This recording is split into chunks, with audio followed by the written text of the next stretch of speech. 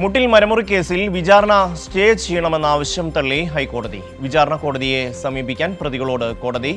വിചാരണ കോടതിയിൽ ഹാജരാകാത്തതിനും വിമർശനം. സാലി മുഹമ്മദ് ചേരുന്നു. സാലി, വിവരങ്ങൾ. അതായത് ഈ അഗസ്റ്റിൻ സഹോദരന്മാർ ഈ ചോറ്റാനിക്കര കോടതിയിൽ അവർക്കൊരു കേസുണ്ടായിരുന്നു, ഒരു വഞ്ചനാ കേസ്. മുട്ടിൽ മരമുറിയുമായി ബന്ധപ്പെട്ട ഒരു ഉപകേസാണിത്.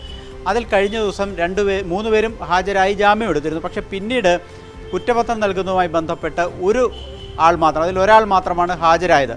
അതാണ് കോടതിയുടെ വിമർശനത്തിനിടയാക്കിയത്. പക്ഷേ അതിനിടയിൽ ഇവർ ഒരു ഹർജി ഹൈക്കോടതിയിൽ സമർപ്പിച്ചു, ഇതിൻ്റെ വിചാരണ സ്റ്റേ ചെയ്യണമെന്ന് ആവശ്യപ്പെട്ടു. അപ്പോൾ കോടതി പറഞ്ഞത് അങ്ങനെ വിചാരണ സ്റ്റേ ചെയ്യാനാവില്ല, നിങ്ങൾക്ക് അങ്ങനെ എന്തെങ്കിലും ആവശ്യമുണ്ടെങ്കിൽ അത് ചോറ്റാനിക്കര മജിസ്ട്രേറ്റ് കോടതിയെ സമീപിക്കുക, അതായത് വിചാരണ കോടതിയെ സമീപിക്കുക, അവിടെ വേറൊരു അപേക്ഷ നൽകുക.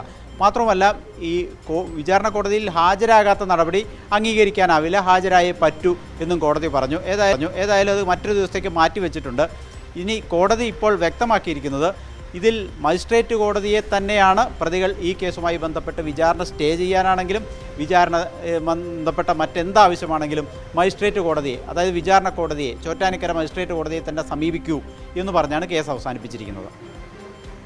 സാലിയാണ് വിവരങ്ങൾ നൽകിയത്.